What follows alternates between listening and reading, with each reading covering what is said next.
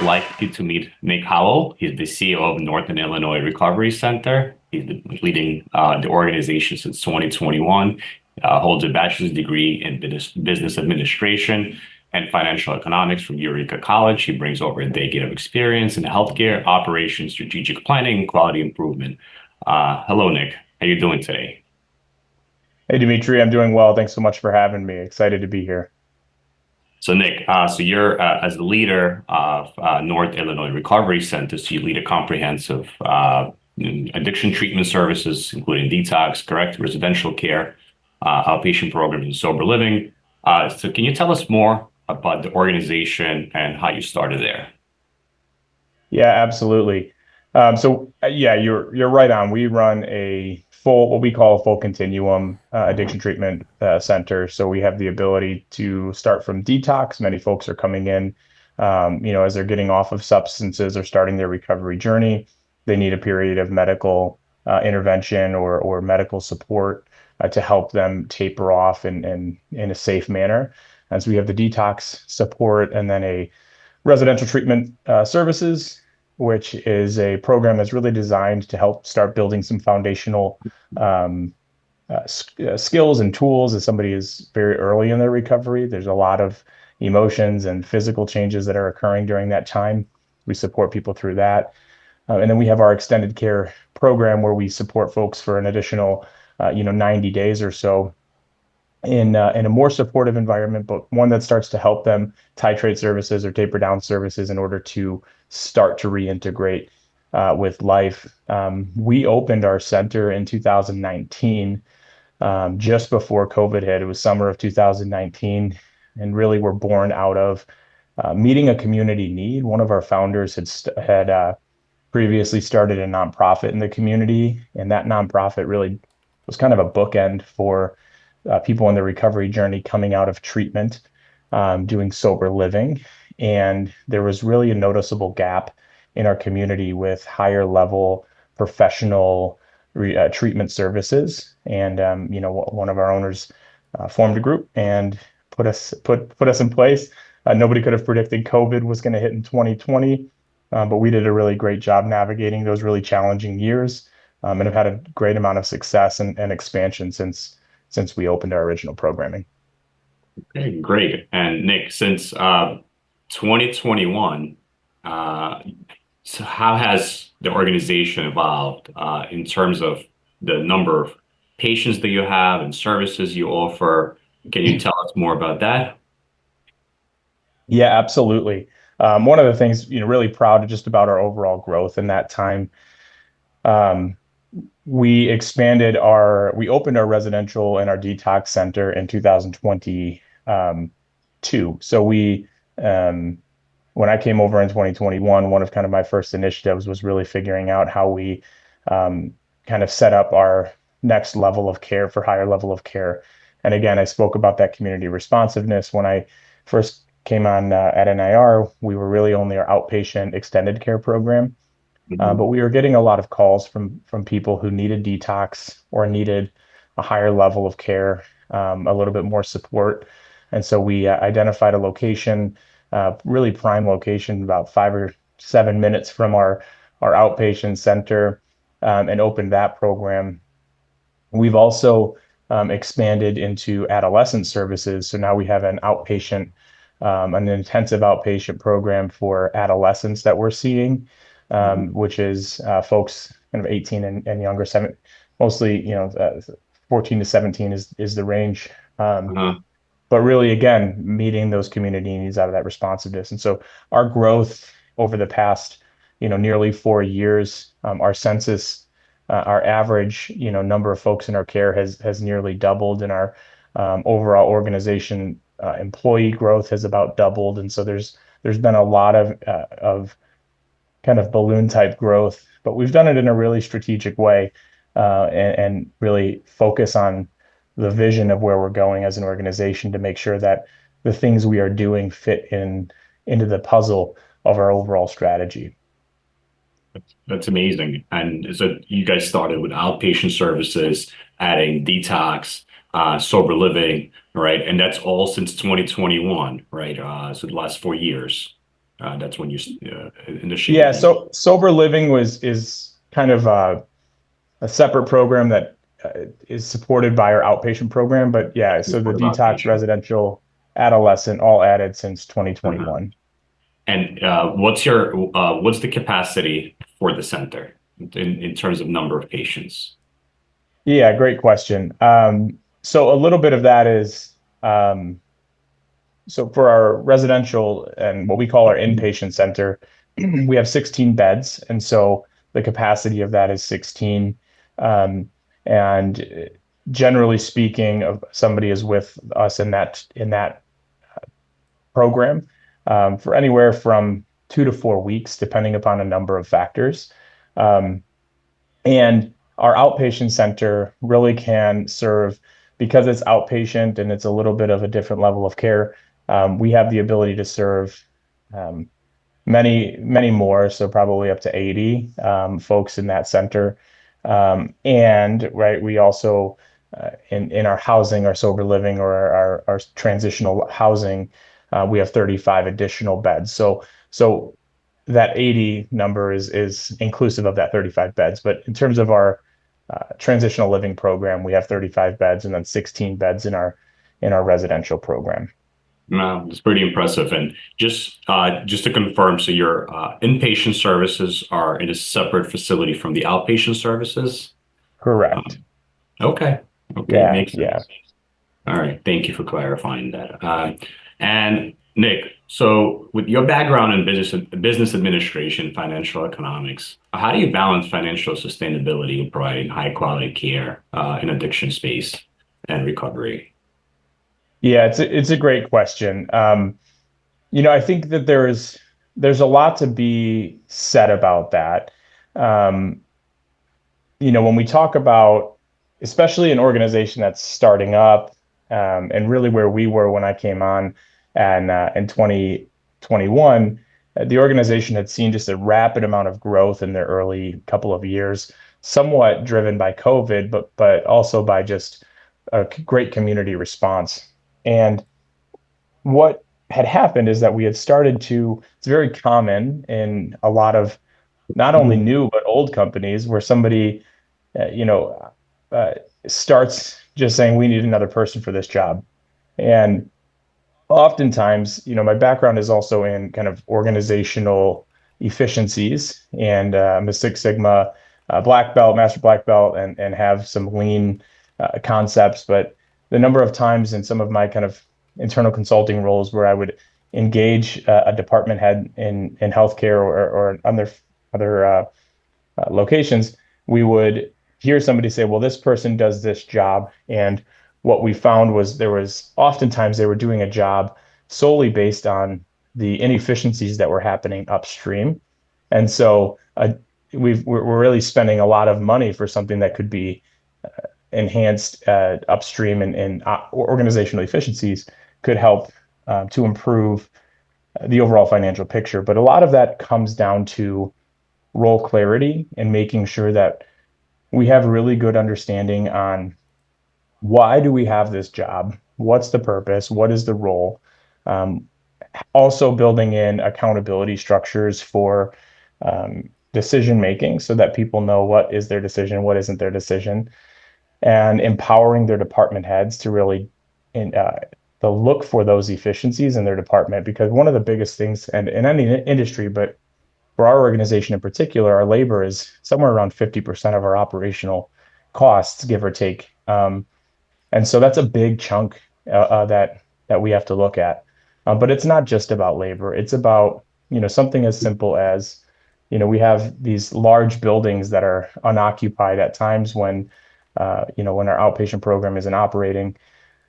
Something as simple as how do we ensure that we have good closing procedures so that we're not heating our building to 74 degrees overnight, or cooling it, right? There's a lot of those things that take place, but we really have to be forward thinking, understanding where our costs are going, having a really good sense of the financial inflows and outflows can make a huge difference. And it's also about really focusing on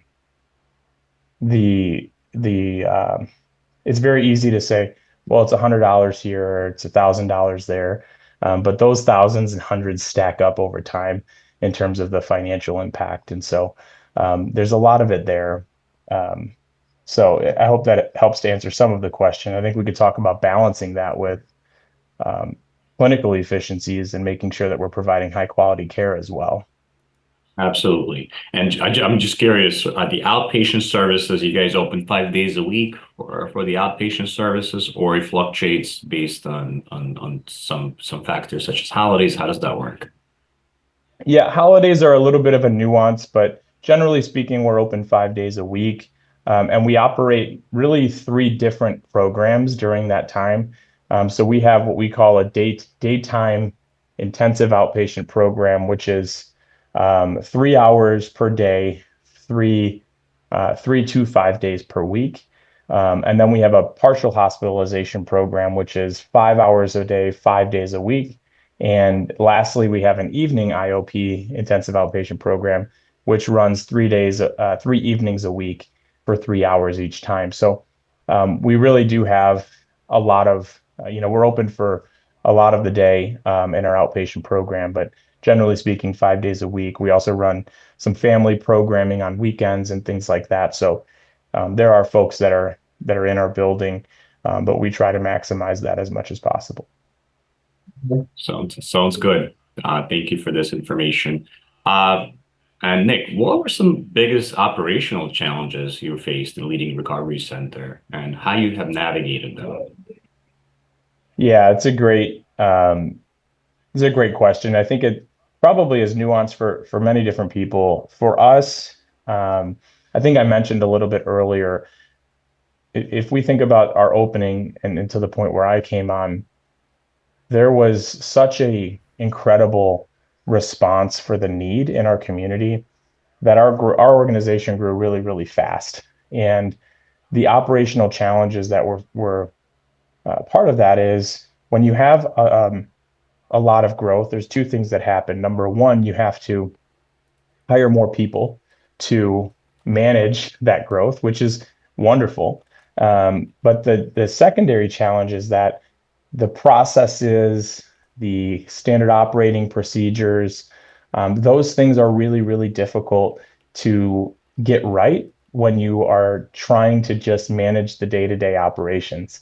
And so, and then you blend those two together and you talk about the training between those two. So you have a lot of new people starting, you have procedures that are having to change rapidly because you're starting up an organization, and you're left with inconsistencies between departments. You're left with inconsistencies between within the department, and a lack of kind of understanding around what it is that the common goal is. And when you get into that, um, when you get into the cycle of just managing what's in front of you, you really can never look up and actually see what is down the road a little bit. And so that was really a big challenge because I came in and we had some cultural challenges that were at place because we had teams that felt that decisions were being infringed on. We had a number of things that were going on. We have the greatest staff. We have many folks have been with us since we opened, and they're passionate and they care. And so our client care was never inconsistent. Our client care was never infringed on, but there was internal dynamics within the company, and there was just really not a clear direction that we were going. And so what we really started to do is focus on our values as an organization, focus on our mission and our vision, and really get everybody aligned. Because that's really what it came down to, was that people had differences of opinion and thought on what we should do and what we shouldn't do. And there was conflict that was occurring by that. And so we really focused on building our organization to say, who are we? What do we want to do, and what do we stand for? And from there, we've been able to do a whole lot of really great stuff internally because we're all aware. We can point to our mission and we can point to our values, and we can say, hey, this is exactly what we want to be doing.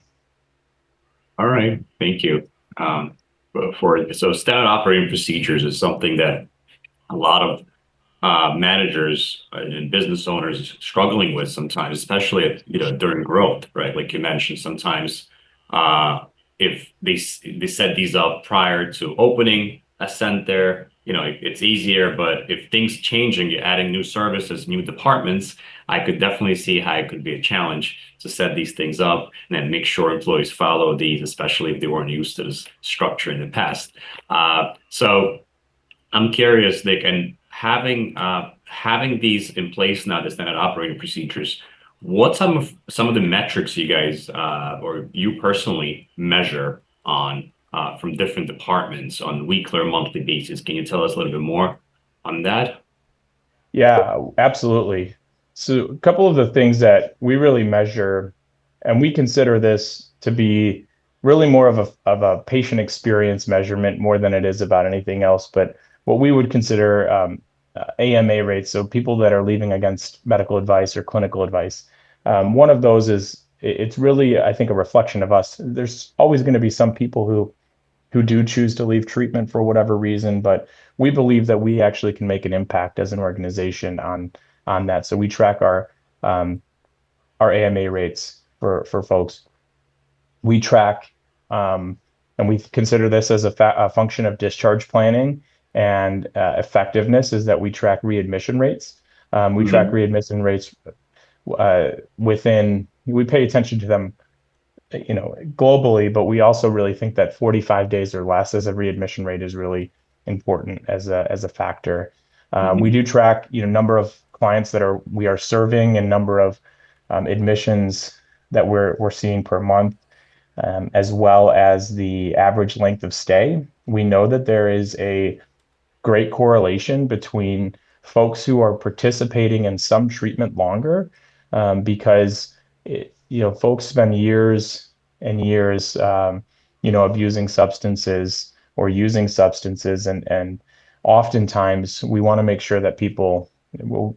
Oftentimes, if it takes longer than 3 months or 4 months to really um, overcome some of those challenges, but we want to make sure that they're set up for success and have really good discharge plans. And so folks that are in our care longer are really going to make a big difference for us. And then, there's the operational ones, which is, our daily census and how many people we have. But we also track things like authorization times and making sure that our clinical documentation is supportive of really good authorization because we know that oftentimes our folks need really more care than they get through their insurance authorizations or anything like that. But we do our best to make sure that we're capturing what's really happening with them and ensuring that we're communicating that effectively to their insurance providers and making sure that there's as much authorization time there as well. Okay, thank you for clarifying that. And Nick, speaking of authorizations, so do you guys take insurance and private pay, or what is your model like? Yeah, we have a few different payer sources.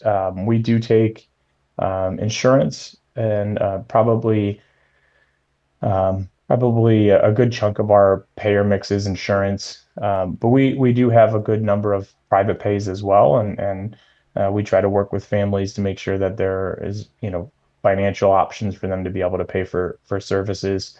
And then one of the other pieces that we have is with our local mental health board. We have some grant funding available that we do serve for folks that are really underserved because we know that there's a lot of people in addiction that, they don't have families that can pay for their treatment and they don't have insurance. And we want to make sure that we provide accessible care for folks that are in our communities to ensure that there is access to high quality care. And so we have those payer sources available. Okay, great. And do you guys utilize any grants for these folks? Yeah, for the underserved, we do utilize some grant dollars to help pay. But then one of the things that we do to ensure that we extend that grant is um, we actually match in terms of a scholarship out of our funds, dollar for dollar. So we actually do a match of the grant in order to ensure that people can get uh, access to much more time in care Okay. uh, than they would otherwise. Yeah. And I'm just curious, when speaking of grants, do you have a specific person on the team that works to obtain grants, or that's part of a position that does multiple things besides grants? Yeah, we don't have really I do most of the grant work, and we pull together for data or for for writing those grants when we're talking about how we communicate best practices and other things that the grants require. We'll work with our clinical leadership team and other folks to ensure that that message is getting communicated effectively. But yeah, we don't do a lot of grants. It's not a primary Mhm. revenue source for us.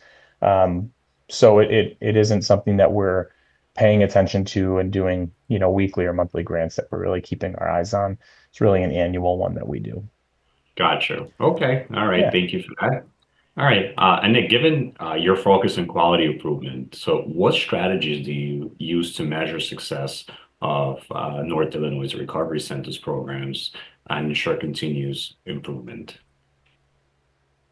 Yeah, with when it comes to quality enhancement and quality improvement, it really is important to start with the data, and that can kind of go a number of different ways. As I mentioned, some of our KPIs earlier, when we look at something like an AMA rate, one of the things that we want to do is if we see our AMA rates in a 1 month period increase substantially, we want to be able to kind of trigger a review of that data set to say, let's take a look and figure out why is there a change here. And so part of the biggest piece is something like 75% of change efforts in healthcare fail. And the reason that they fail is because we don't develop clear measurement plans for how we actually want to capture that data after we implement. And then we don't develop clear sustainability plans or turnover plans. So, for instance, if I'm a leader, in this organization and I'm leading a project or a change effort, the reality is I, as the CEO, won't be able to um, day to day monitor that. And so when I'm building a sustainment effort or sustainable plan, I need to identify who the operational leader is, which manager or which director or VP is going to be the person who owns this long term, because just because I'm part of the idea generation doesn't mean that it's mine to own necessarily. And if we don't think about that in kind of a global way, what we're going to end up happening is it's going to fall off of my radar, and then we're not measuring it, we're not sustaining it. So it's really important to understand who we are, who's going to own that work and who's going to be the one that's responsible long term. And, part of that is also it helps develop, when a director goes to their manager and says, I want you to make sure you're pulling this data, or I want you to be paying attention to this part of the organization. It creates this ability for us to start to build our bench too.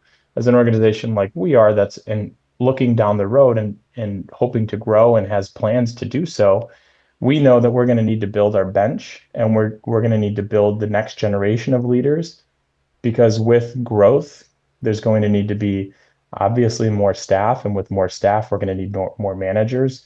And if we're not considering that as a critical success factor for our future and how we grow and build our leaders, then we're going to be stunted in our growth, or it's going to take longer to get there. And so that's really one of the important pieces that we have to factor in as well. Thank you for clarifying, Nick. Appreciate you.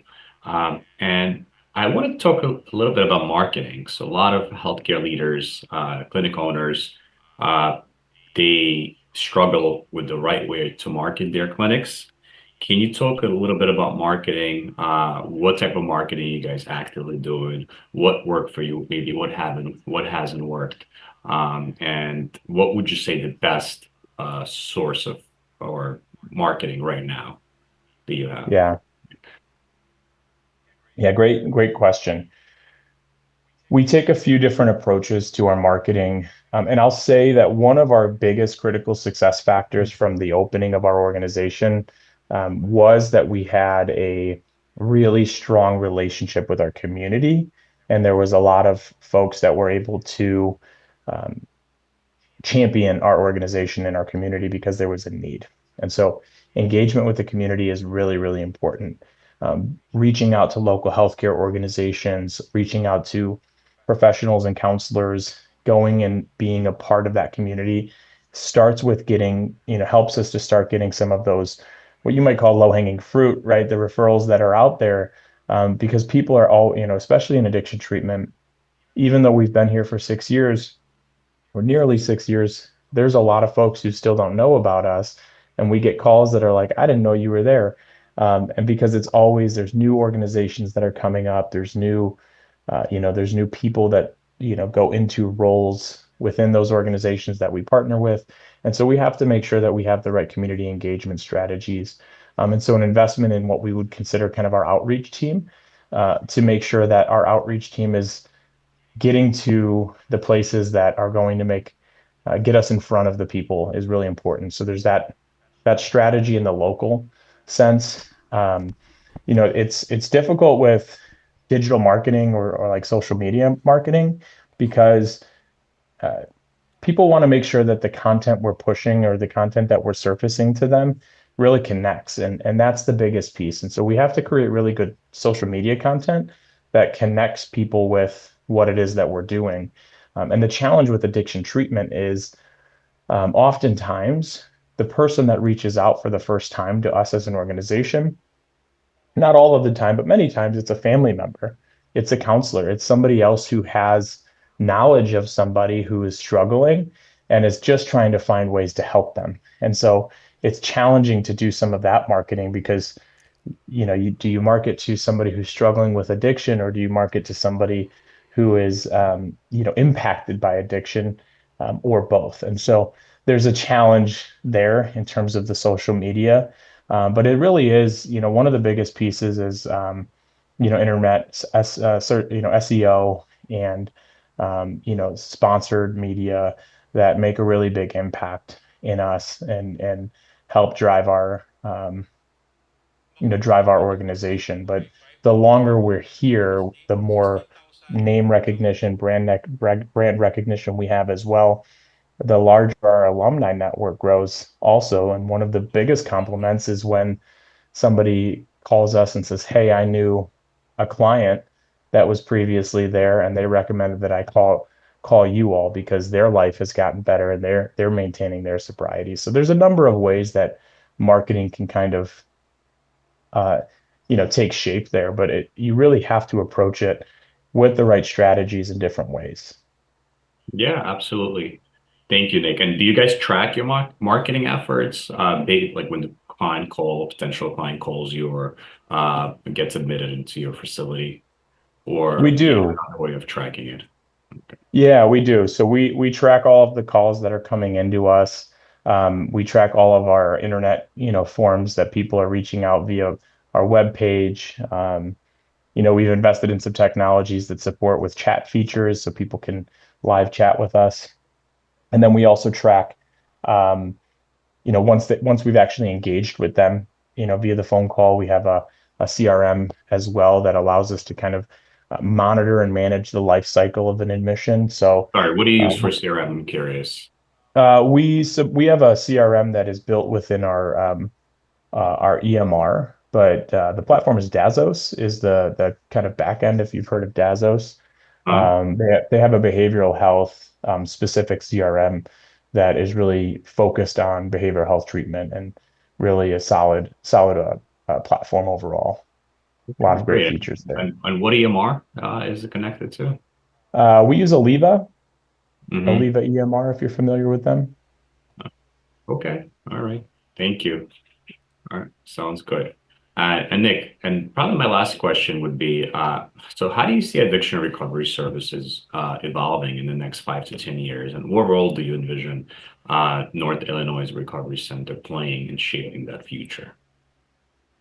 Yeah, I mean that's a big one. We could probably do an entire hour on just that, but um, here's what I know. I know that behavioral health is a little bit of a laggard to healthcare in general. And so I think what we'll start to see probably over the next 5 to 10 years is a more drive toward um, quality-based care and ACO models, which will have an impact. And it's difficult in substance use and addiction treatment and behavioral health in general. Um, when we talk about treating an infection, right? Give an antibiotic, you can treat the infection, you can verify that the infection is gone. With behavioral health, with substance use, mental health disorders, these are really, in many cases, lifelong challenges that are, often ebb and flow for people throughout their life. And so the outcome is, you know, you ultimately what you want in substance use is somebody to maintain sobriety, but that isn't always the case. And so there's a lot that's going to be challenging there. One of the things that Northern Illinois Recovery is doing to really get ahead of that is, we're supporting. We have an anonymous data push on just some of our outcomes that we do into some of our national databases through NATAP, National Association of Addiction Treatment Providers. So we participate in there. It's called Force. Mhm. It's a data outcomes platform that we're participants in. And so not only do we push our data, but we also get the opportunity to see what the trends are doing and make sure that we can focus our efforts in those ways. I think that you'll start to see a big shift as well in some of the treatments that are offered. There's a lot that's coming forward in some of the medical space with the FDA and what is ultimately going to be coming. I know there's a lot in terms of MDMA and some of the treatment that's been done in PTSD, which has made a huge impact. I think that ayahuasca is coming at some point. So there's ultimately going to be some new treatment that's going to be provided. And as I've researched into that, there's a lot. We would want to make sure that as an industry, as a nation, that we implement those treatments in a way that has the right rigor and structure so that it doesn't become legalized substance use that we've seen with some of the opioids, pandemics, and other things like that. We'd want to avoid really harmful outcomes and make sure that the people that are administering some of these treatments are really high quality and going through meeting the right standards and putting those things in place. And then I think you're going to just see a ton of technology that's going to start to enter into this space. We've already adopted in so many ways some of our alumni engagement platforms and some of the automated outcomes tracking that we engage with all of the folks that leave our care get engaged, reached out to about ongoing surveys that we track for a year to ensure that we can monitor their outcomes and also understand that if they start to respond in a way that indicates risk, that we can potentially reach out to those clients before relapse and engage them and say, hey, is there any services that you need? Maybe it's not that you need to come back to treatment, but maybe we can get you connected with an alumni. Maybe we can get you connected with some recovery communities, 12-step supports. And so we have to really start to think about the patient in terms of the patient-centered care. And when we talk about shifting to ACOs and quality outcomes, that's really what's going to make the difference is how do we start to predict when somebody is at risk and kind of surface the right interventions so that they can avoid having to come back to treatment and that they can find access to the support that they're really seeking. So a lot of change is coming, I think, that you will start to see, but it's an exciting time for us as we want to look forward to, um, providing really high quality care. It's something we're really passionate about. Our mission is to restore human connection, and that's what we try to do here. And that's not just while they're in our care, but long term as well. So yeah, it'll be an interesting path ahead for us as well. All right, Nick. Thank you so much for your time today, talking about NRC's challenges and successes. It was great having you on the show today, and looking forward to speaking to you in the future and finding out how North Illinois Recovery Center's success has been like in a couple of years. Be open to it. Yeah, absolutely. Thanks so much for having me. It's been my pleasure. and look forward to speaking with you in the future. Thank you.